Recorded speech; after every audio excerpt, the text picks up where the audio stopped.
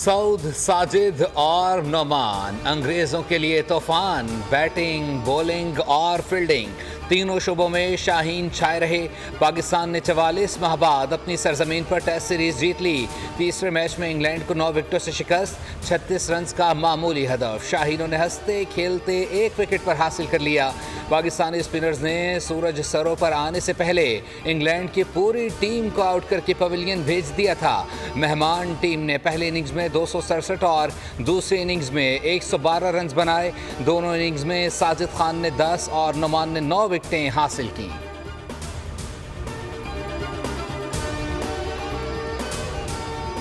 जो बाबर ना कर पाए, सऊद शकील ने कर दिखाया। मिडिल ऑर्डर बैटर की जिम्मेदाराना बैटिंग ने जीत की बुनियाद डाली। मुश्किल वक्त में टीम को सहारा।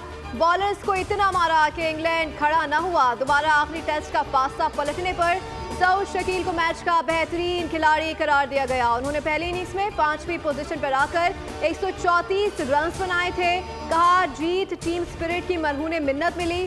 Sajid Khan man of the series करार। उन्होंने दोनों मैचेस में मजमूई तौर पर 19 विकेटें हासिल की।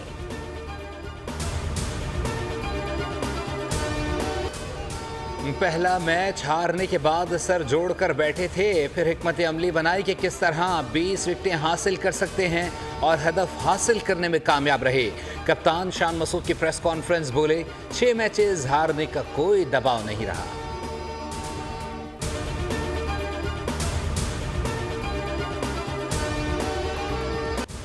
पाकिस्तान के शानदार कमबैक का इंग्लिश कप्तान ने भी एतराफ़ कर लिया। मैच के बाद गुफ्तगू में कहा कि स्पिन बॉलिंग के आगे हम लाजवाब हो गए। बेन स्टोक्स कहते हैं कि गलतियों से सीखने का मौका मिला। मुस्तकबिल में बेहतर कारकर्दगी दिखाएंगे।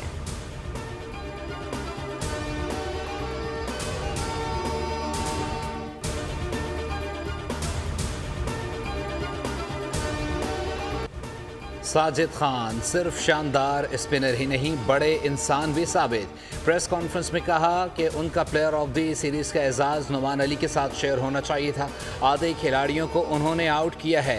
साजिद खान ने सऊद शकील और कामरान गुलाम की तारीफ भी की।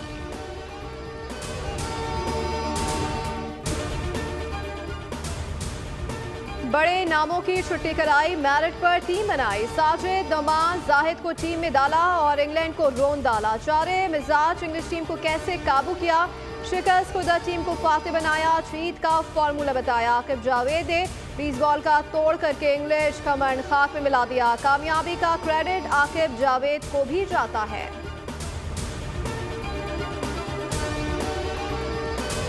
लाख लाख शुक्र कि मेरे भाई सैयद खान ने इंग्लैंड के खिलाफ अच्छा परफॉर्मेंस किया है।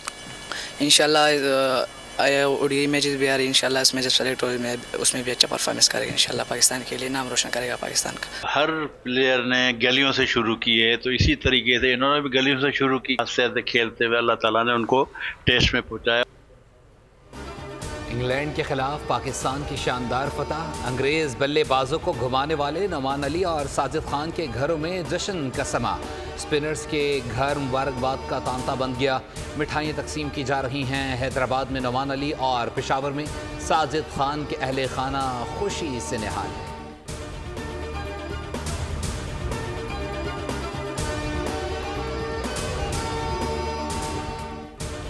कहीं खुशी कहीं गम, पाकिस्तान होम ग्राउंड पर सीरीज जीत गया। उधर भारत हार गया। एक जानिब पाकिस्तान ने स्पिन विकेट बनाकर इंग्लैंड को जकड़ लिया, तो दूसरी जानिब भारत स्पिन विकेट के अपने जाल में ही फंस गया। न्यूजीलैंड ने भारत को टेस्ट सीरीज में शिकस्त दे दी। भारत 12 साल बाद होम ग्राउंड पर टेस्ट सीरीज में नाकाम। होम ग्राउंड पर भारत के बड़े बड़े नाम सब रहे नाकाम। न्यूजीलैंड ने पहली बार भारतीय सरजमीन पर टेस्ट सीरीज जीती। किवीज ने भारत को दूसरे टेस्ट में 113 रन से शिकस्त दी।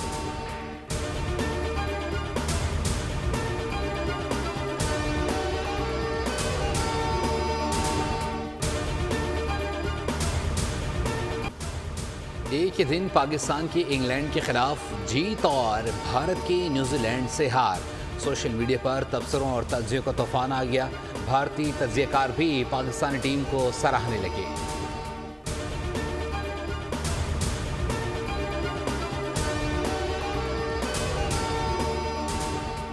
शुमाली वज़ीरिस्तान के इलाके ईदक पुलिस चेक पोस्ट पर खुदकुश हमले में पुलिस एहलकारों समेत 8 अफराद शहीद हो गए। खुदकुश हमलावर ने बारूद से भरा रिक्शा चेक पोस्ट से टकराकर धमाके से उड़ा दिया। सरकारी ज़राए के मुताबिक इमदादी कार्रवाइयाँ जारी है। लाशों और जख्मियों को अस्पताल मुंतकिल किया गया।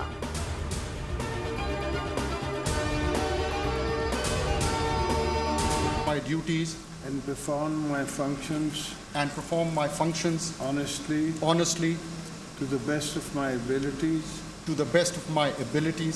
and faithfully in accordance with the Constitution of the Islamic Republic of Pakistan and law. in accordance with the Constitution of Islamic Republic of Pakistan and the law. Yahya Afridi Pakistan के चीफ जस्टिस बन गए। ऐवान सदर में ओहदे का हल्फ उठाया। सदर मुमलिकत आसिफ अली जरदारी ने चीफ जस्टिस से हल्फ लिया। तकरीब में वज़ीर आज़म Shehbaz Sharif, army chief general Syed Asim Munir, वफाकी वज़रा और वज़ीर आला ने शिरकत की। जस्टिस काजी फायज़ ईसा गुज़श्ता रोज़ रिटायर्ड हो गए थे। नए चीफ जस्टिस ने सुप्रीम कोर्ट में चार्ज संभाल लिया।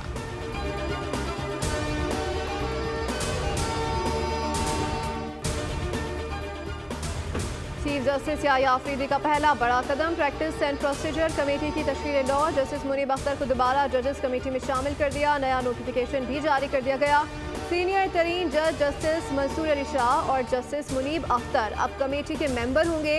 कमेटी में 20 सितंबर के ऑर्डिनेंस के बाद तब्दीली कर दी गई थी। साबिक चीफ जस्टिस काजी फाइज ने जस्टिस मुनीब अख्तर को हटाकर जस्टिस अमीन को शामिल किया था।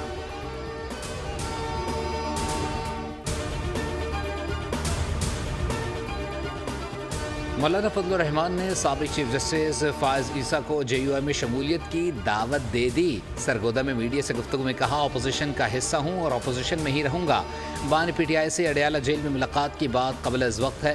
नए चीफ जस्टिस को वेलकम कहता हूँ। जो चले गए हैं अल्लाह ताला उनको खुश रखे, जो नए आए हैं अल्लाह ताला उनको आइन और कानून पर चलाए। सूद के मामले में शरीयत कोर्ट का फैसला हतमी होगा, जो 2028 से नाफिजुल अमल होगा।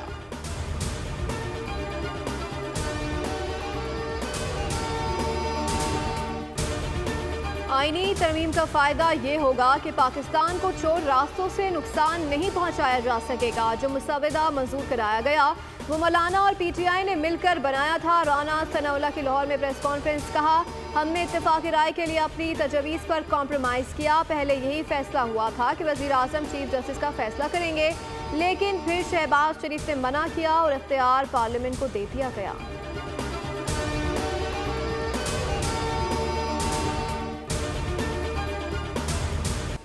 इजराइल का अमरीकी मुशावरत से ईरान पर हमला। तेहरान और करीबी शहर करज में मुतअद्दिद धमाके हुए। इजराइल ने इराक के शहर तिकरित को भी निशाना बनाया। पासदारान इनकलाब के हेडक्वार्टर के करीब मिसाइल गिराए। हमले के वक्त तेहरान में सायरन बजने लगे। धमाकों से मुतअद्दिद इमारतों में आग लग गई। तेहरान फायर डिपार्टमेंट के मुताबिक आग से मुतासरा एक इमारत से 10 अफराद को निकाला गया।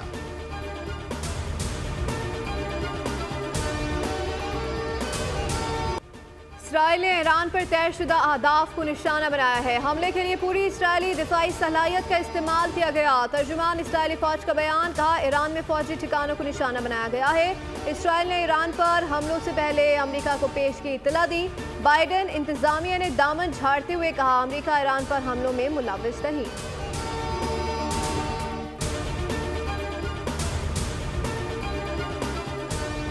इजरायली जारहत का भरपूर जवाब देंगे। सहूनियों को मुनासिब रद्दअमल का सामना करना पड़ेगा। ईरान का हमलों पर रद्दअमल, कहा इजराइल के हमलों के बाद अपनी सरजमीन का दिफा करने वाले 2 फौजी एहलकार जाम बहक हो गए। तर्जुमान ने कहा, किसी भी जारहत का जवाब देने का हक महफूज रखते हैं।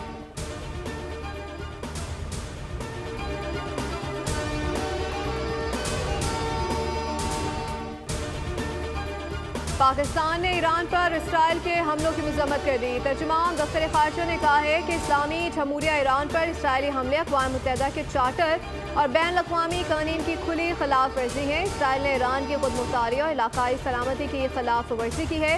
पहले से गैर मुस्तहकम खत्ता मज़ीद खतरनाक सूरत हाल से दो चार होगा। सऊदी अरब का कहना है कि इसराइल के हमले खुली जारियत है। मलेशिया की भी ईरान पर इसराइली हमलों की शदीद मजम्मत। कतर और लबनान ने भी इसराइल को जारह करार दे दिया।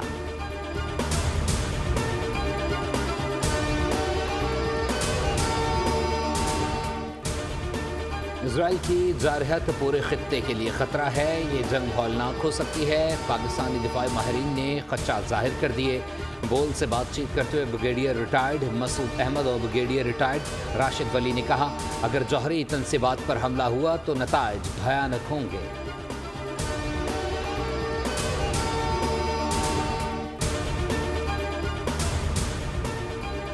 इमदाद के मुंतज़िर फ़लस्तीनियों पर बारूद की बारिश। शुमाली गज़ा में इसराइल की बमबारी, 12 मासूम फ़लस्तीनियों को शहीद कर दिया गया। अक़वाम मुत्तहिदा ने शुमाली गज़ा पर हमला कत्लेआम करार दे दिया। इसराइली हमलों से शहादतों की तादाद 42,000 से ज़्यादा हो गई।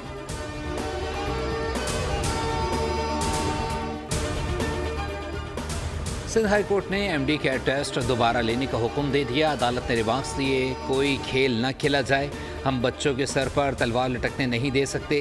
टेस्ट के लिए 4 हफ्ते का वक्त दे दिया गया। एमडी कैट का पर्चा लीक होने का इल्ज़ाम लगा था। सोशल मीडिया पर पर्चा वायरल भी हो गया था, जिसके बाद तलबा ने एहतजाज किया था।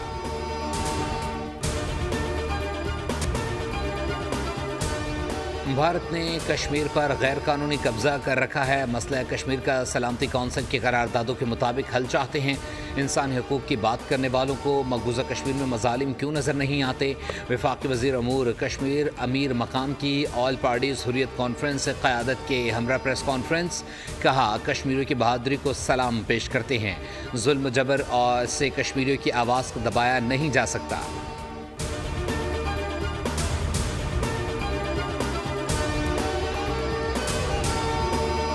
पाकिस्तानी मईशत के लिए अच्छा शगुन। एशियाई तरक्याती बैंक पाकिस्तान को $50 करोड़ कर्ज फराहम करेगा। रकम माहौलियाती और कुदरती आफात से तहफ़्फ़ुज़ के लिए इस्तेमाल की जाएगी। बैंक का बोर्ड 29 अक्टूबर को नए कर्ज की मंजूरी पर गौर करेगा।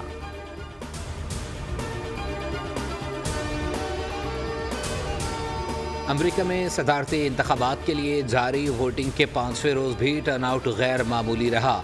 अमेरिका भर में 5 रोज़ के अंदर 3 करोड़ 38 लाख से ज़ायद अमेरिकी शहरियों ने अपना हक़ रायदही इस्तेमाल किया। नए वोटर्स का गैर मामूली इंदराज भी टर्नआउट में इजाफे का सबब बना है। अमेरिकी सदारत और कांग्रेस के इंतखाबात में 10 रोज़ बाकी। अमेरिकी सदारत के लिए डेमोक्रेट उम्मीदवार कामला हैरिस और रिपब्लिकन उम्मीदवार डोनाल्ड ट्रंप के दरमियान अमेरिकी वोटर्स में अवामी मकबूलियत का ताज़ा ग्राफ भी यकसा तौर पर 48% पर आ गया। मुसलमान वोटर्स का कहना है कि अमेरिकी हिमायत और इमदाद से इसराइल के गजा और लबनान में तबाही के बावजूद डोनाल्ड ट्रंप और कामला हैरिस मुसलमान वोटर्स की हिमायत के लिए भाग दौड़ कर रहे हैं। और सऊदी अरब के शहर जद्दा में म्यूज़िकल नाइट का एहतमाम किया गया, जिसमें नामवर गुलकार अबरारुल हक ने अपनी शानदार लाइव परफॉर्मेंस से शुरा को झूमने पर मजबूर कर दिया। अबरारुल हक का कहना था कि सऊदी अरब समेत दुनिया भर में मुकीम ओवरसीज़ पाकिस्तानी मुल्क का मज़बूत चेहरा और हमारा फ़ख्र है।